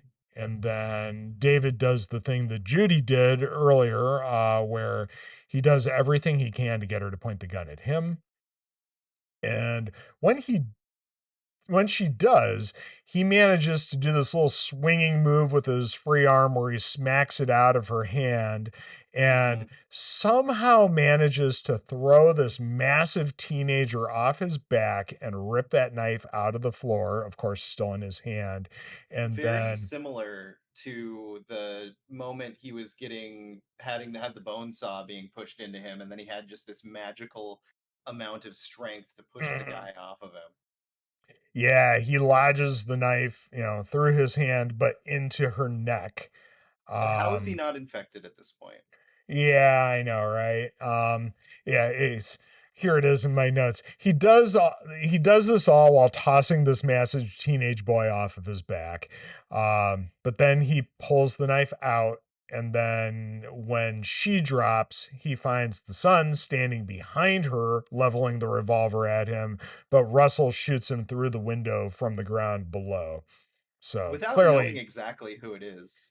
yeah, that was lucky, wasn't it? But I don't know, maybe I can't remember how wide the curtains are spread at that point It's not very of wide. It's like okay, maybe like 9 because inches, maybe.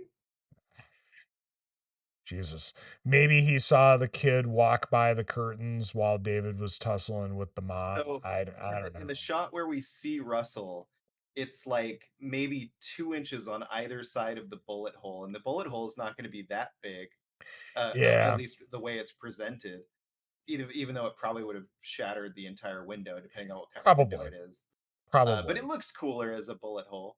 Yeah, Um, yeah, it just and depends on the type of glass. But I anyway, guess, but it's ultimately, literally like yes, very curtains on either lucky. side visible.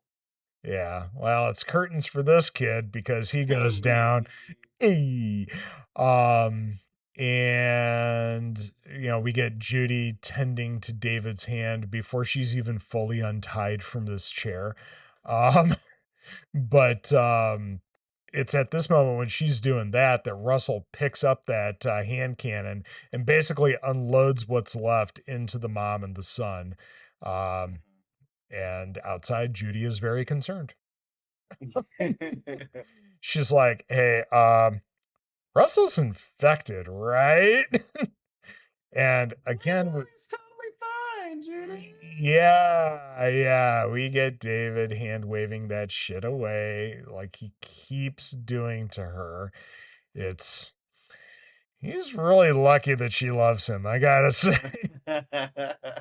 But yeah, and then we cut to the shot of the four of them in the car, everybody looking super uncomfortable as Becca's, she has this coughing fit, and it's COVID all over again, right? When you were in a Mhm. space with any group of people and somebody starts That's Phil coughing. that way, man. I Phil that know, way. I know, we're all infinitely more skeeved out when you've got somebody with a big, nasty, wet sneeze or gross cough, or they got their kids with them in a store and the kids can't stop coughing with an Oh uncovered my mouth. gosh. My wife and I went to Disneyland earlier this year, Yeah. and we went into this one building, and there's this little girl holding on to these handrails, and she's just going back and forth, licking the glass, like, "Wow, wow, wow."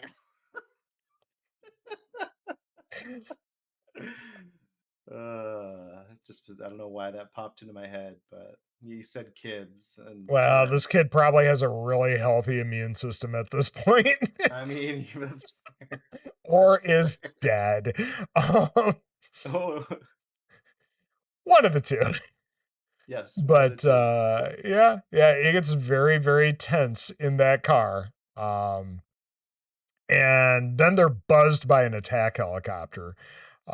So they just whip this old police cruiser into this car wash for cover. And of course, they drove in far enough that they're on and perfectly lined up with the mechanism for the car wash.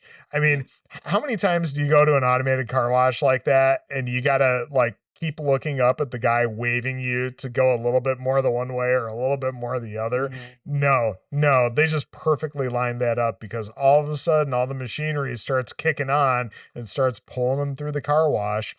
And my notes are very sparing in this thing because there's so much detail as far as everything that happens. But Yeah, essentially, everything's going on. you got all these infected car wash employees that are Yeah, you've fucking got with all the them as they're machinery going that's through. opening up the windows and You got Russell sending water freaking out. everywhere. Everybody's snapping at each other in the car. He's shooting and he's like, there was movement. And David's like, Russell, everything's moving. In that beautiful Timothy Oliphant way. Yeah. Yes. Yes. And ultimately, as they get to the end of the car wash, somebody shatters the rear window and wraps a hose around Becca's neck, and she gets yanked out by the hose. Um, And and just instant, just yep. done. And everybody piles out of the car as it's continuing to roll forward to try to help there. And as they finally cut her down and realize she's dead, One quick thing here. One mm, quick thing before you get to this next part. I thought it was absolutely insane that Rudy's character just runs up to her to go grab her by the legs, to try and give her oxygen, uh, to help her from suffocating, even though her neck's already broken and she's gone. And there's like two infected that get just like just slaughtered by Russell as she's running up there, like it is absolutely nothing. I just like there's one that literally almost gets up to her and she just ignores it all and Russell's just like boom boom done. yeah, yeah, it's he's not good. I mean he's really good, but not in the right way. Yeah. Um, but yeah, the car rolls forward. I like the way this is all staged and framed in that they're all piling out to deal with this situation. Meanwhile, the car is rolling away from them behind them, and your Mhm. focus isn't really on the car until the car isn't a car anymore because that helicopter circled back, waiting for them to come out the other side. And yeah, fun little rocket attack, and it's gone. Yep. Um, Uh, yeah. it's probably one of the most comedic moments, just after one of the most horrific moments. Yep, because they all turn around and stare at this burning wreckage of the car like, oh fuck. And Um, Russell's face of just like, well, there goes that. yeah, yeah, because there was so much of the plot wrapped up in we need to get to your house so we can get this car and get out of here, and now it's gone. Um, and everybody's on each other's nerves in the worst way. Uh, which for a movie that's about, the paranoia of, being infected or not, that's all kind of perfect. Um, But as they walk down the road, they find Russell's truck that was, the tires were spiked. And he's going to look to see if there's any supplies inside that could be useful. They're looking at another car on the other side, and they notice the black SUV speeding down the road, coming up behind them.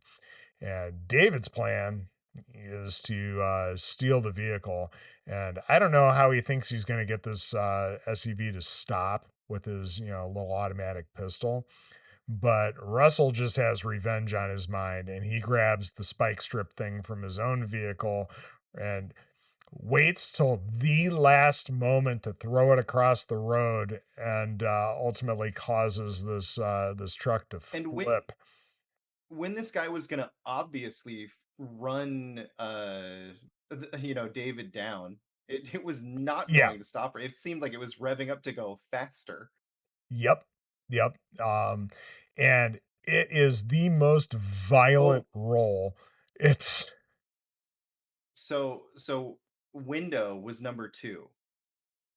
And this, I think Russell feels that this is number 3 of him saving David's life. could be, could be. Yeah, I can see that. Okay.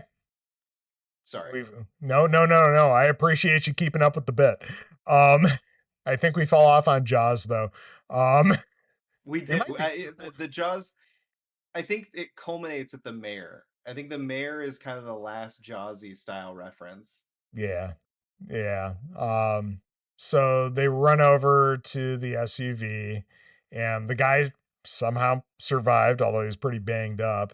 And Russell immediately like levels a gun at him, but David wants to question him. Um, and they basically all they really get out of him of any consequence is that yeah, it was a bioweapon that was being flown from somewhere down to Texas for disposal, and the plane went down. I mean, they And do get the gestation period of the virus. They do I get suppose, yeah, they'd say the kind of 48 hours, you'd either have it or you don't. And right. And then but the other thing that I love is like how this one random guy knows all of this information after everyone they've dealt with that knows nothing about what's going on other than right, trying to deal with the situation. This one black SUV guy just knows everything yeah, until he yeah. doesn't because his brains are everywhere.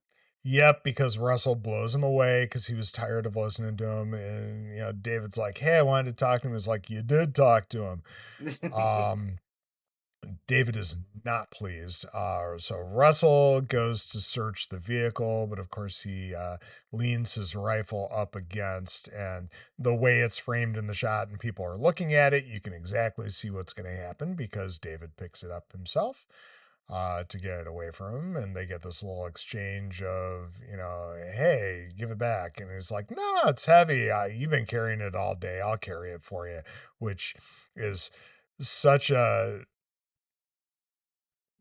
you're not selling that you're trying to get this away from him. It's Mhm. yeah, Well, I mean, Russell doesn't believe him either, so nope, not in any way.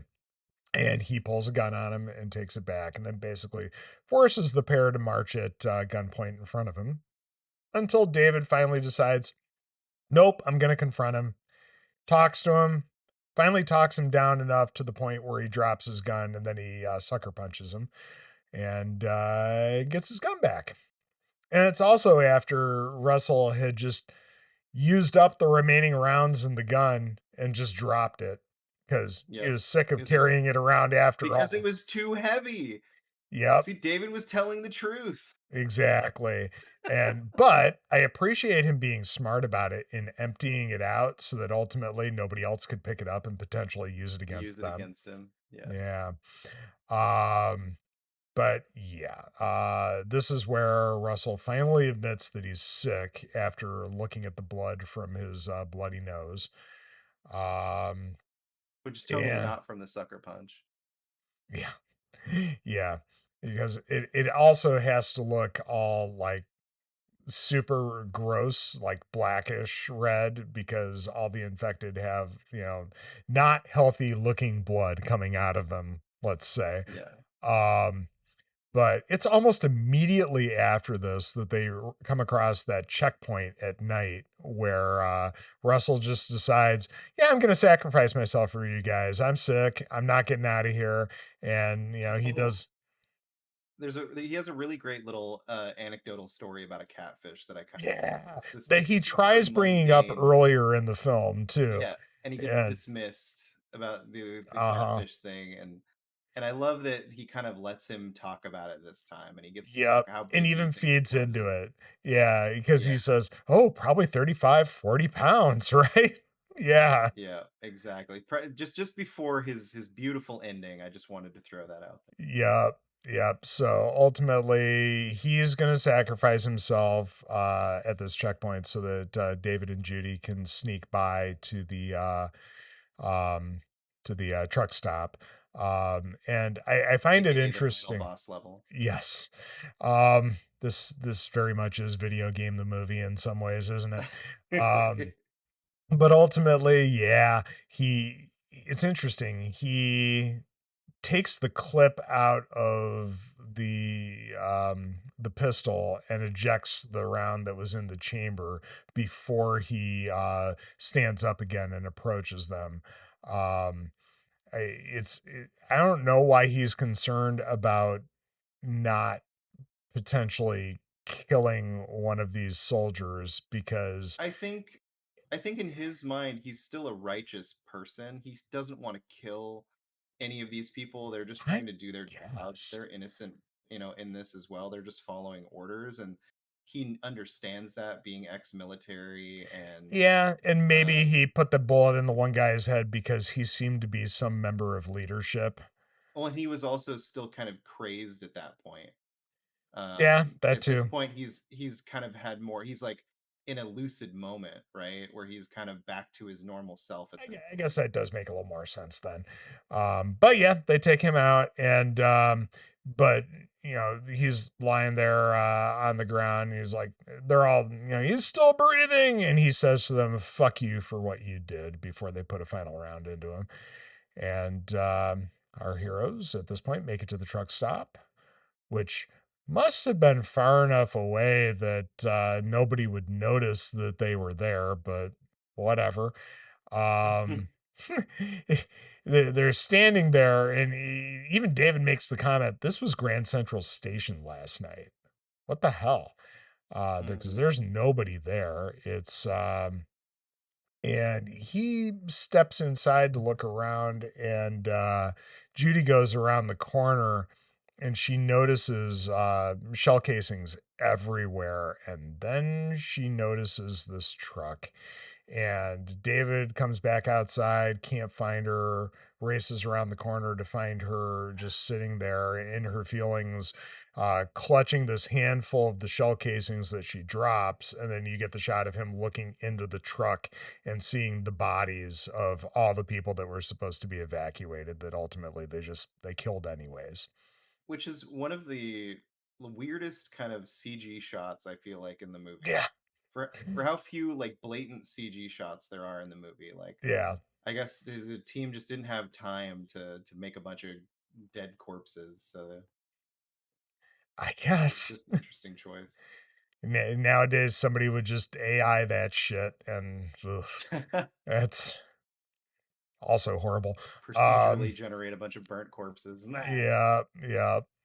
Um, so cut to the inside of the diner where they're having this moment and they're kind of arguing a little bit.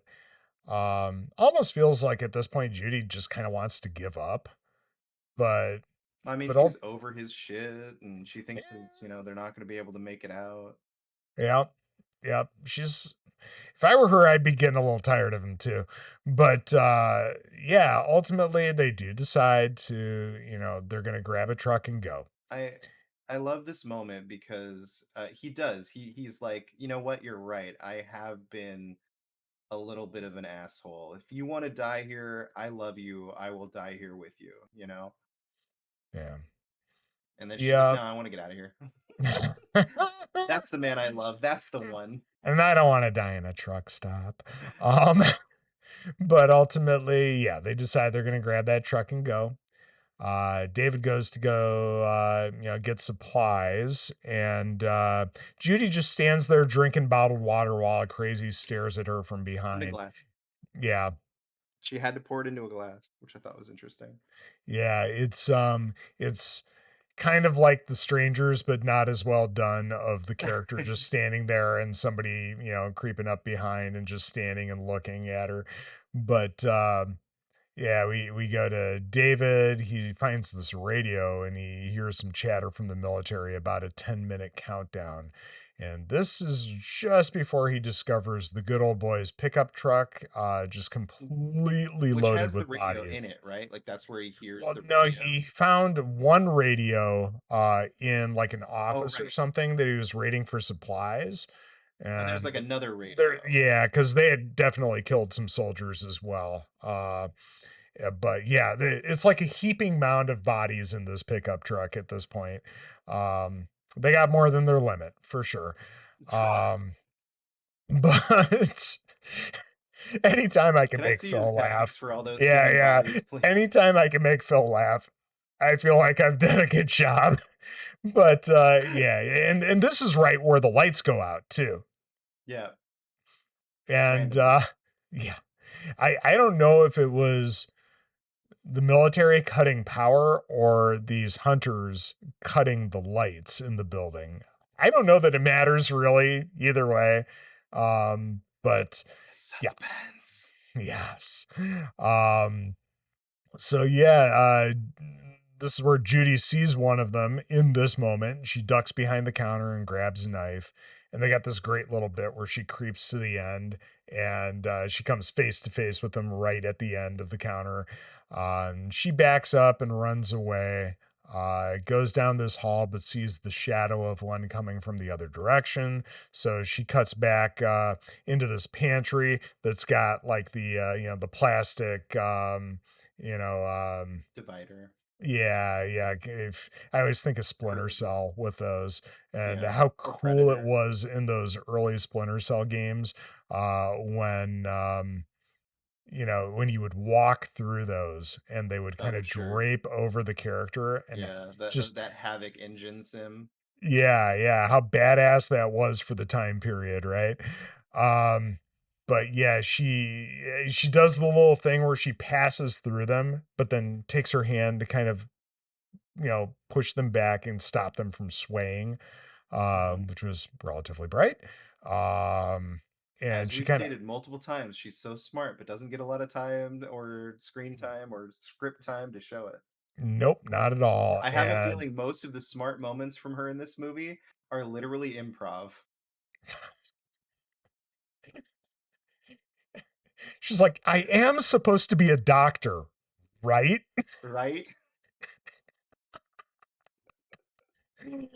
Oh God. But yeah, in this pantry, you'll find many staples like rice and bottled water and corpses, because of Hmm. course they're storing corpses in here as well. So she gets down on the ground to try to blend in, and the one crazy passes by outside, and this is where we get a nice little jump scare from David, who was also hiding in there. But he has to, instead of finding some way to let her know, I'm in here too. No, he has to just reach behind her and grab her. Hmm. Of course, he In does it with a, classic yeah, surprise horror fashion. I can't, yeah, how many with a times have hand we over the seen mouth, characters do thank that? God. But, yeah. But I mean, I mean, I want to see this in a movie. I want to see one of these scenes, kind of like The Descent, right? Where she turns around and accidentally kills her friend. I need one of those Uh-huh. moments where one of these characters does this whole grab over the mouth thing, and the character that's being grabbed like starts stabbing them in the side or something because they think it's somebody trying to, yeah. Yep. And then the character turns around and they're like, oh, why did you grab me? Yep. Yep. I need Um, this. I need that in a movie, please. I think we just need to make this movie. Um, but yeah, they head off for the truck together, and they can't find the right keys. Oh, there's the great bit where they open up the door, and of course a corpse falls out, because of course it Yeah, does. They of realize, course. oh shit, the keys are probably on the key ring that's attached to the corpse. Um, I don't know why they were trying other keys. That's weird. Um, but ultimately, David gets out to grab the key ring, and of course, it's one of those retractable key rings. So it stops him, and it's at that point where he looks up and sees one of the crazies with a rifle on the other side of some glass. Um, there's also, he tries to hop up into the cab, and another Mhm. crazy reaches out and grabs his ankle and yanks him down. And he ends up rolling into like the bay that's Yeah, the little under trap. the truck for like oil changes and stuff like that. Yep. So he's fighting with that guy. Judy is dodging fire from the rifle from the other one. The third crazy is nowhere to be found. We haven't even seen him in these scenes, but we figure he's probably somewhere. Um, but ultimately, she gets the door closed and gets the jump on this guy in a nice way when he rips open the door, because she's got her husband's revolver and she puts one between his eyes.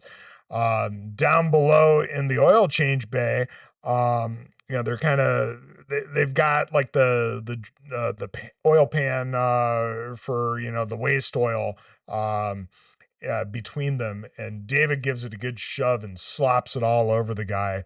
And then he grabs the, new from the box Zippo that he got in the diner there, and lights it up, without having filled it, because of course they come pre-filled, right? Pre-filled. Sure. Yeah. Yeah.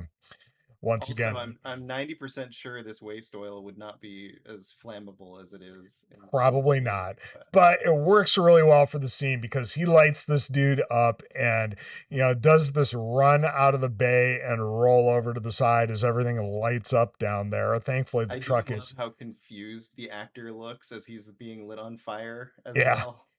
And it's real fire. It's not like CG fire. They right, lit that right. dude on fire.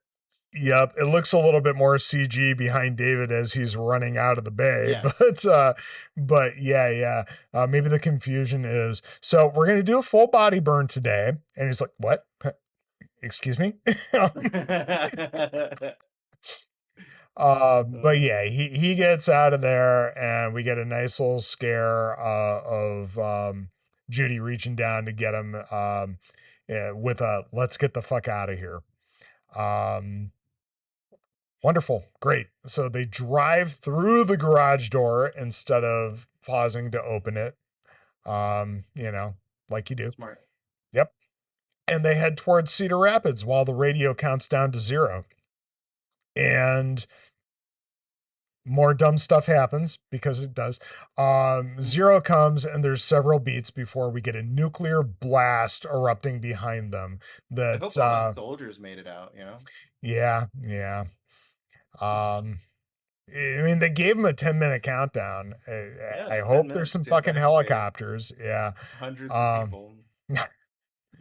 um, so yeah, we get the blast, which would have completely blinded her, but never mind. And we get the rush coming from behind them that blows out the glass into her face and overtakes them and basically rolls this vehicle off the road. Ah, Um, they're fine. yeah, somehow they survive. Never, mind the suction that would have come afterwards, drawing the air back into that space, that would have also done some serious damage. But yeah, it's fine. So they crawl out of there, they walk back to the road and stare back at the mushroom cloud. And and they turn around and they walk the other way, and she touches his injured hand, and we get this funny little ow from him, or ouch, or whatever, and she apologizes. um oh, that's right, because he's got his arm around her shoulder, and she reaches up and grabs his hand, but Yep. it's the injured hand.